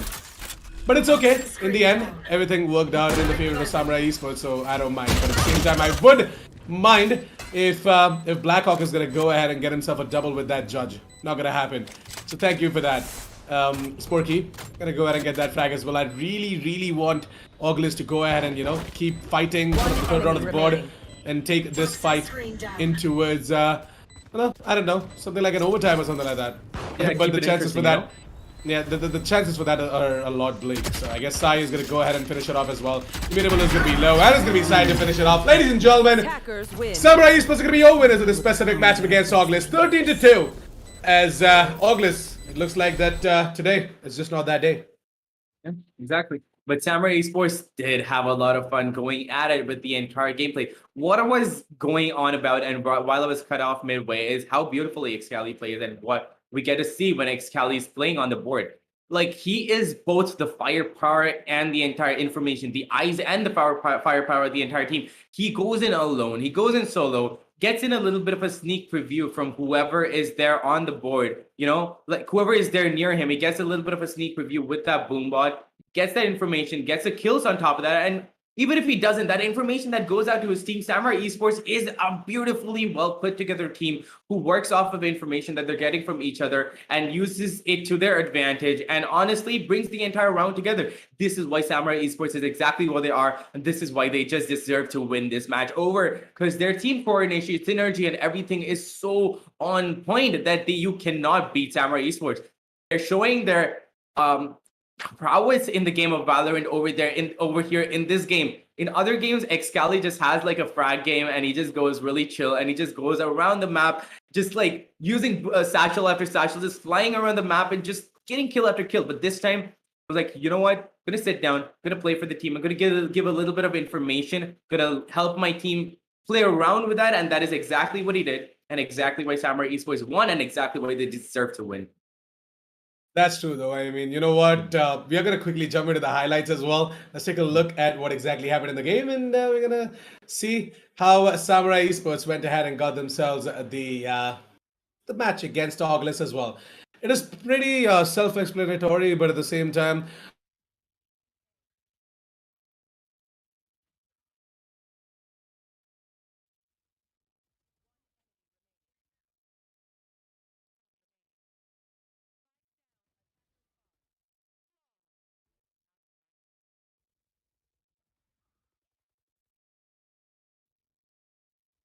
orchestrated and well put by Samurai Esports. At the same time, ORGLESS, it was not like that they played in a bad way or in a bad fashion. No, not at all. They did absolutely everything right. Their executes were good, but at the same time, it was just the aim duels that they were not winning. Today, it was not just that day. In terms of getting these frags as well against Samurai Esports, it was looking a lot tough for ORGLESS as well to challenge the aim gods like Sai and Excali, even Blackhawk. Man, Wimp, this guy doesn't even need bullets. He was just taking down players from side of ORGLESS using the shock dots. So these are some of the things that Samurai Esports as a team are really good at, right? When you see these individual plays being made as well, you realize that the amount of experience Samurai Esports have under their belts as well, it truly sets them apart and gets them all of these instant 13-0, 13-1, 13-3 victories as well. True, but at the same time, you know what I think? I think that ORGLESS being a really good team so far also has their shortcomings, which is they've got good communication, but the problem is they're holding the wrong angles. They're pushing the wrong angles on top of that. They're like, suppose somebody's gonna be pushing down hooker, right? Both of the players honestly look at the same angles instead of covering different angles, which Samurai Esports does know because of the amount of experience they have. Samurai Esports, they're just like so good with their synergy. They know that I have my specific role. I'm gonna be looking down long. I'm gonna be holding that angle. Meanwhile, I'm gonna trust. The amount of trust they have in each other is just amazing. I'm gonna be trusting my teammate to be holding that hook and giving me the right information at the right time. Meanwhile, I'm gonna put my trust in him and I'm gonna be looking down long. But ORGLESS has to work on their synergy just a little bit because it's just like they go out, but they're looking at the same angles, which is what is not giving them as much information as they could. And if they get that little bit of information that they could pull out by holding the right angles and pushing the right angles, they could honestly get more information, and that is exactly what they could play around with. And once you know where everybody is, that is down to your pure aim, which they have got on point. I've seen Immutable being really good with his aim and with his Blade Storm. We didn't get to see that today, but then yeah, Samurai Esports, you know how good they are. Absolutely. YB God and Immutable, these two players from the side of Team ORGLESS are actually players that stand out as well. And I guess today it was just a bad day at work for them. Hopefully they are not going to give up. They are not going to be disheartened. We really want to see Team ORGLESS go ahead and keep grinding and coming out to be better as well, and facing off against Samurai Esports once again and giving out a tough fight as well. I was expecting a close game out of this one, but I guess Samurai Esports, they just were on a spree, and it was a win spree for sure. They are going to continue the streak, and I guess they're going to have a really, really good day as well, because they started off the day with a bang, and I guess they're going to have a great day ahead, and I wish them the same. Yep. So with that, we are pretty much done for today, guys. Both the games for the day have been done. It definitely wasn't a quick affair. Especially the first match. The first match was really close. And the second match, I would pretty much say a stomp. But at the same time, ORGLESS, they did put quite a fight. And I respect them for that as well. So I wish them all the best for their future games. And I congratulate both the teams that won out today. That is TempesT as well as Samurai Esports. Congratulations on moving on towards the next round of the Lenovo Intel Valorant Open in association with Croma.